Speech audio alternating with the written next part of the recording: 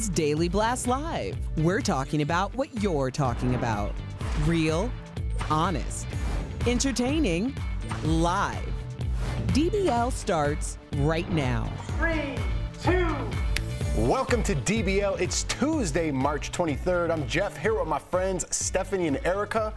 Let's jump right in today, guys. You ready? Yeah. For you, Steph. Prince Harry and Meghan Markle have confessed they did not get secretly married before their big day. So during that bombshell interview with Oprah earlier this month, Meghan said she and Harry were married 3 days before the royal wedding in their backyard by the Archbishop of Canterbury. Do you know him, Steph? I don't know him now, but Okay. He's very famous. Okay, but now a spokesperson for the couple says they exchanged vows a few days before their official and legal wedding day, which was on May 19th. So, my first question is for you, Stephen, and take it away. Can the Archbishop of Canterbury officially marry someone? Would it be a legal document? Well, yes, but it has to be within certain grounds and certain rules. And so what happened was they said that they loved words to each other, but they weren't officially married upon that day. So the Archbishop didn't sign off on the piece of paper No. or whatever that is, like in America, like? No. Okay. So it's kind of as if, I feel feel really hard on this one because I believe that they said the vows that they would like to say, the things that they want to say in private to one another, which they would never have been given the opportunity of when they got married in the cathedral, you know, in front of the world, the royal way. So maybe, yes, in her heart, she got married and that was how she envisioned her day, but it wasn't official. Where do you stand? You think people are just getting on them? I find it hilarious what the controversy is when it comes to Meghan Markle. It's, did she make Kate cry or did Kate make her cry over the bridesmaid dresses? Did they get married on this day or did they get married on that day? Did she make her staff work? Like, it's just the dumbest stuff ever. I mean, people are really, really trying to create a huge controversy with her.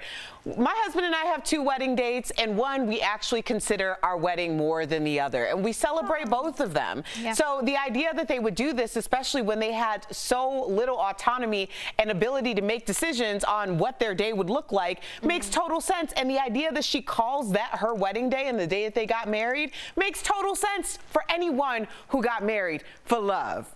But some of y'all don't know about that, so let's be honest. Oh, why is this such a big deal, though, in England? Maybe not here, it's not a big deal. I think people, right, so the way that I see it, I've actually been hearing a lot from like my friends and family and just everyone in England, and they're just so furious because Harry is like the golden child. So anyone that slightly ruffles Harry or takes him away is always going to be seen as a bad person. Wasn't he like the black sheep, though? Yeah, but he's the black sheep, but everyone adores Harry. Now they do, or they always did? Always, okay. Always. They never saw him as the next in line to the throne and he had to play that game, but they always loved Harry. So I think everyone is so scorned that someone could take him away that that's why they're really upset. And a bloody American to boot. I don't think it's the fact that she's American. I think people are more along the lines of, you know, she was already famous, she was already a celebrity, she knows what the media is like. She should be prepared for that.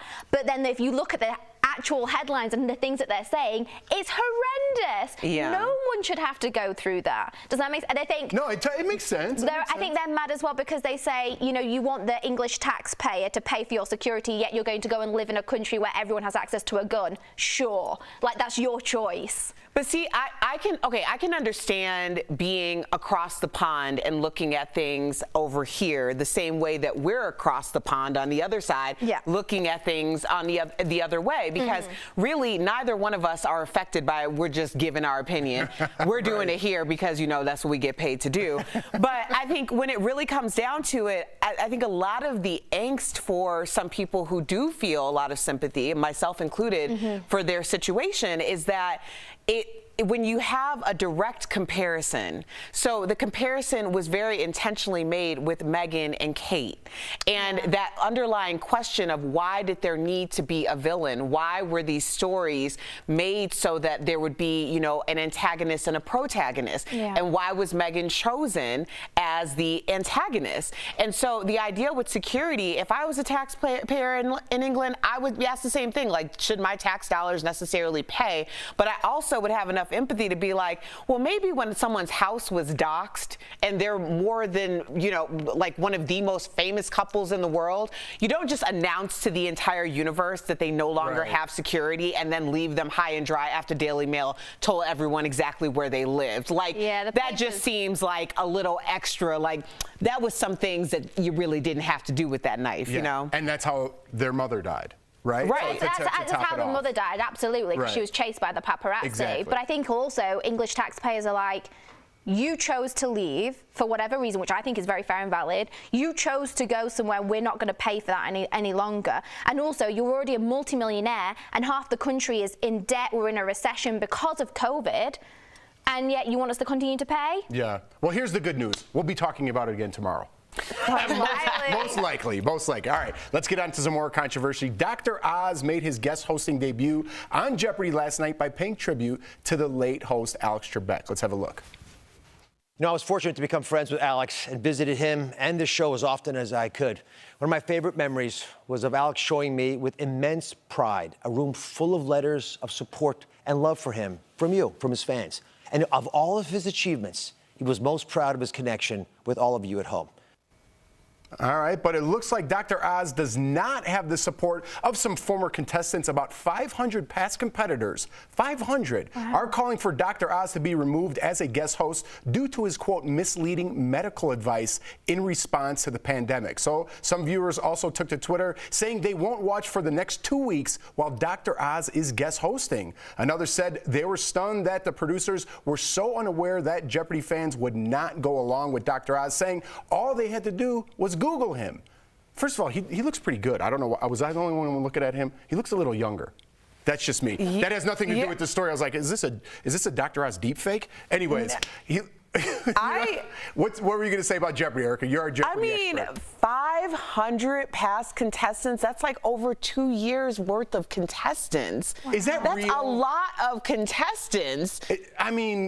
That seems like a lot. When I said it twice. You tell me, you read it. I'm just saying, it said 500 contestants. That's like, okay, let's say on average. So there's always 3 contestants, and then generally one of them is going to do the full week. Or maybe there's 2. So I would say on average there'd be about 5 contestants a week. Now the show doesn't run for 52 weeks, but if you just average that out in itself.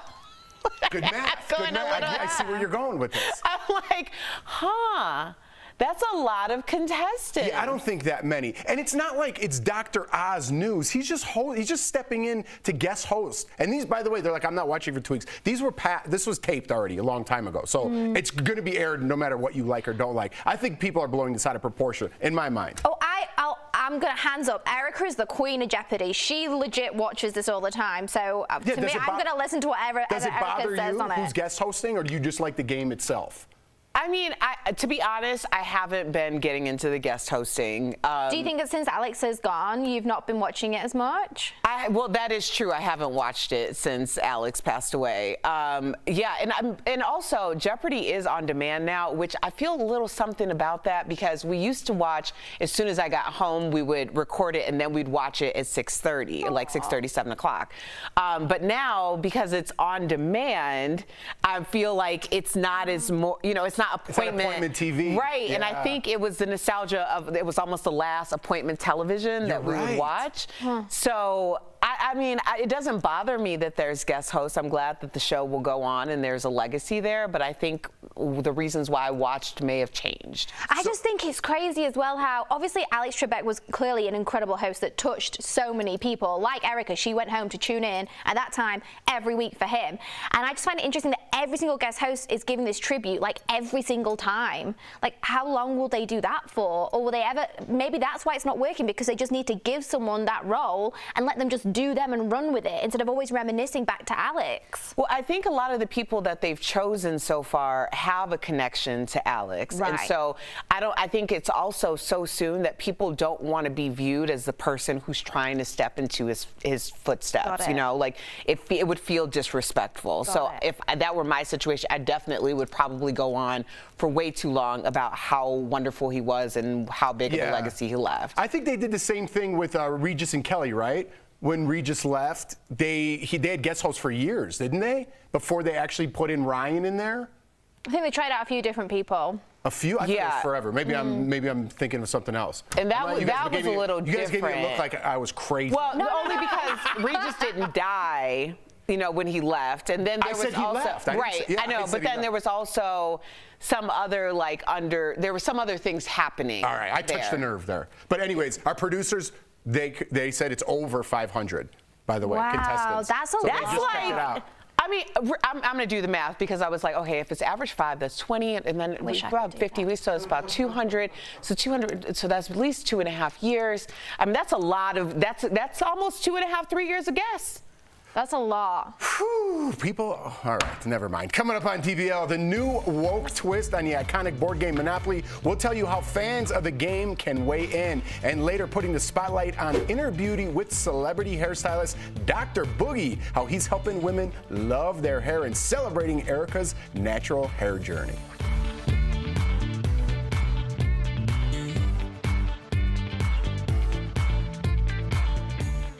Closed captioning provided by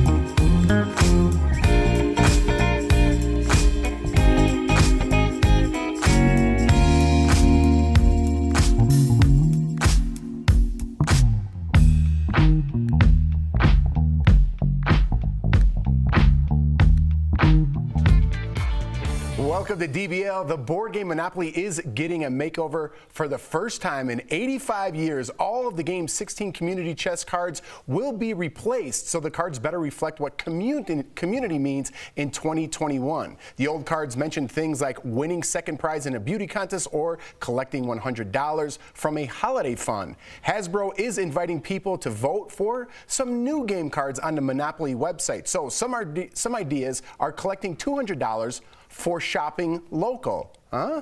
And here's another. You held a neighborhood party, but you didn't recycle your trash, pay $100. And your friend's video chat, you after a tough day, get out of jail free.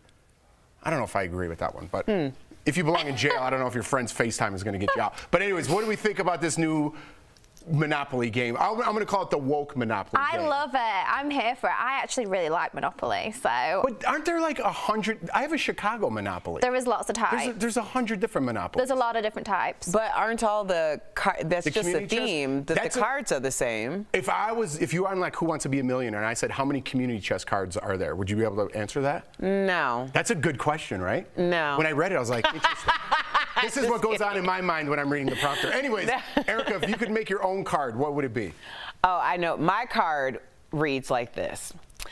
You ordered food delivery and didn't tip the driver, lose a turn and pay $50 to the player on your left. That's a good one. That's a good one. That's a good applause. one. That's a good one. I like it. Do you have one, Steph? Yeah, I've got one. I think we'll all relate to this. So it's like get caught sharing your Netflix password with your friends, you go directly to jail. Because that's what's happening. No, that's what's happening because Netflix are hammering down, aren't they? And they're like not allowing anyone to share anymore. So I'm just getting with the times. It's sad. Get yourself a VPN and block all that. Anyways, here's mine. Let's pull up mine because I forgot what I actually said. Oh yeah, so no social media for 1 week. Pay $1,000 because your life is officially over. No social media for 1 week. I think it should be don't go on social media for 1 week and you get $1,000. No, or you could pay $1,000 to the pot and you get to go back on social media. That's how you build up a pot. Everyone's like, I'm not going off social media. How many millennials are actually going to be playing this game because they are just on social media? I think we'd be surprised by so how too. many people just decided to buy like board games and stuff during the quarantine, because we definitely did. And we have Life, we have Candyland, we have Monopoly. I mean, that's how Cribbage. it grew up though, right? Cribbage. Cribbage. What's that? The card game. I don't know Cribbage. Cribbage. I know Erica plays them. What's the one you showed me it and it's like dots. With the peg. Yeah. Yeah, cribbage. Is that what it is? It looks really fancy. Is that like aggravation where you have to knock people out? No, it's a card game, and then you're trying to get to certain numbers, and you can play with a partner, and then you have pegs, and you go around the board. I just saw it at a house, and it looked really nice, but I had no idea what it was. But. All right. I'm going to learn about that later. I like me a good board game. Coming up on DBL, Erica catches up with celebrity hairstylist Dr. Boogie, how he's helping women not only celebrate their hair, but their inner beauty and fierce spirit.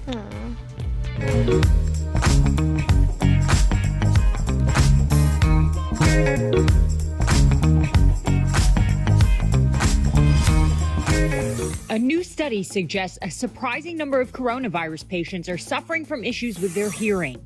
Let's connect the dots. The research out of the University of Manchester in Britain found nearly 15% of COVID patients reported tinnitus, a ringing in the ears. Nearly 8% reported hearing loss, while just over 7% suffered from vertigo. Hearing problems can be caused by other viruses like measles and mumps because they damage the sensory cells in the inner ear. It isn't clear why COVID-19 could cause ear issues, and it's not clear how long those symptoms last. Some patients report ongoing problems, while others say they clear up after a while. While the research strongly suggests a link between coronavirus and auditory problems, more studies are needed. Right now, there's a year-long study being conducted in the UK to investigate the long-term impact on hearing in coronavirus patients. The team leading the research is hoping to find out what parts of the auditory system are affected. Once they can track that down, they hope to be able to help people who are suffering.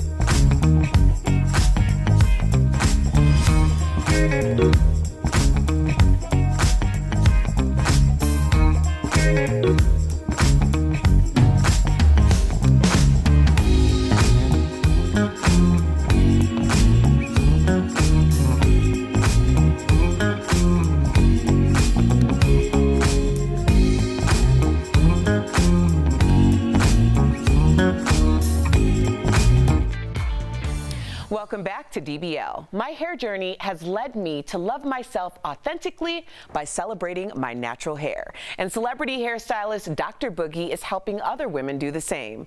I spoke with him earlier in today's DBL Spotlight. Dr. Boogie, welcome to DBL. You know, I have shared my natural hair journey with our audience here at DBL, and I am so beyond flattered that my story made it all the way to you. I'm so proud to share this moment with you. Oh my gosh. Thank you.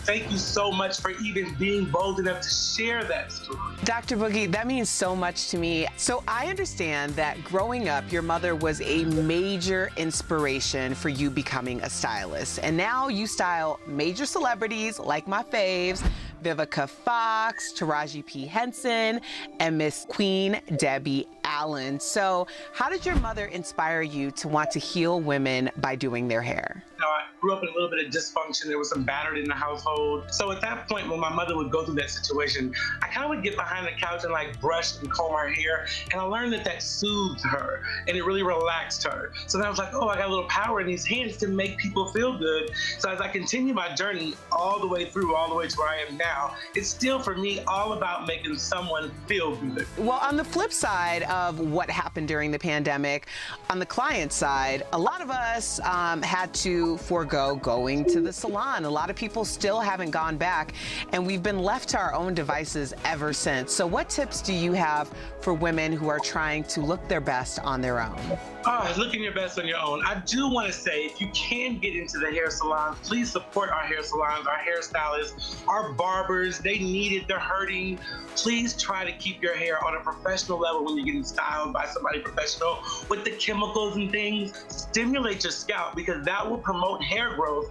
And lo and behold, feeding your hair as an African-American woman is so important, and so many of us don't do it. I know I kind of enjoyed learning my hair during this time because normally I don't get that opportunity to see what would happen on day 3 versus what happens on day 5, you know? So that was an interesting experiment, but I am ready to go back and support the professionals, that is for sure. So let's get to your new show, My Main Problem. This show is a show after my very own heart. I got teary-eyed just watching the trailer because you're really showing women how to love their hair. Look at yourself running from the mirror, and what you were running from, I have no idea, because you are absolutely gorgeous.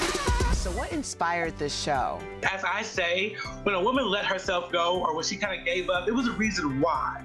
Now, I'm no therapist, but I have been behind lots of heads, and I've spoke to many of women, and The key is to understanding what they're going through, what they went through, and how can we make them feel better by giving them a look that they can maintain and moving forward, but most of all, being confident with it. And DBL Nation, make your appointment with Dr. Boogie by checking out his new show, My Main Problem, on AMC's new streaming service, All Black.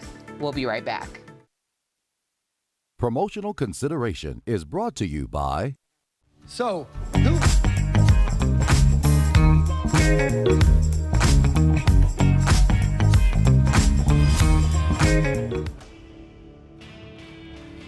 we got this question from a viewer. Are people with certain blood types at a lower risk of contracting COVID-19, specifically O blood types?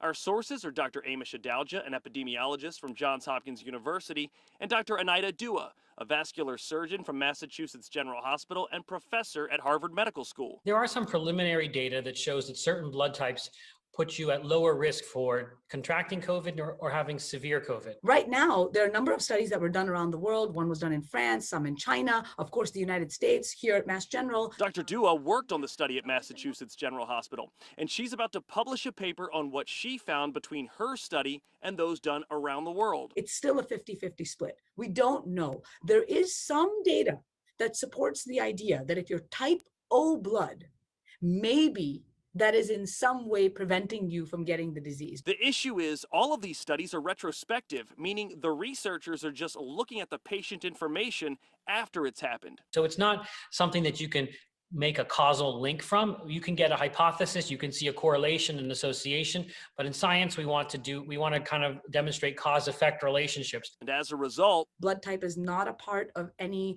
decision-making process, whether it be for severity of COVID or for susceptibility of COVID. So while there is some data regarding blood types, at this point, experts cannot definitively say people with type O blood are less susceptible to COVID-19.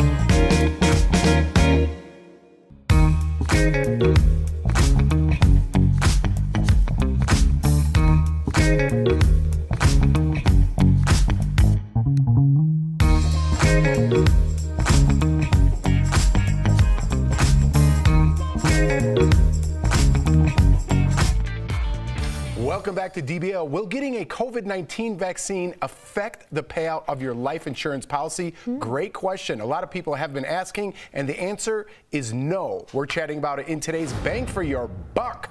Over the past week, there's been a lot of misinformation spreading on social media about the vaccine and life insurance. Some are falsely claiming that the vaccine is experimental. So if something happens to you and you get it, you're not covered, and that is false. And life insurance policies have not changed because of the vaccine. Did that all make sense to everybody? I don't know. When it comes to life insurance or the type of quality and affordable insurance, the Bucks got your back. The Hartford will be happy to provide you solutions. Call the Hartford at 1-800-684-6085 or visit thehartford.com to learn more. Bottom line is, it will not affect your insurance. Yeah. Got it. All right, we got a quick update, guys, on the story we talked about yesterday.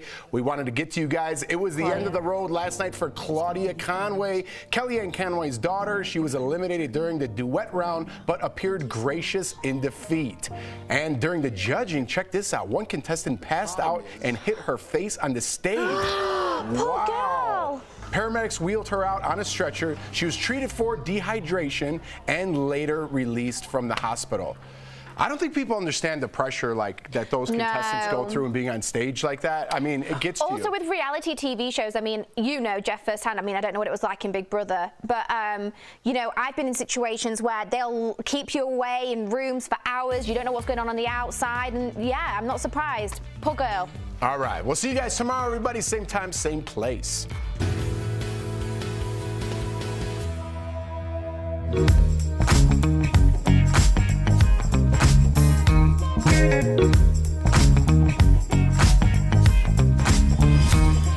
Thank you.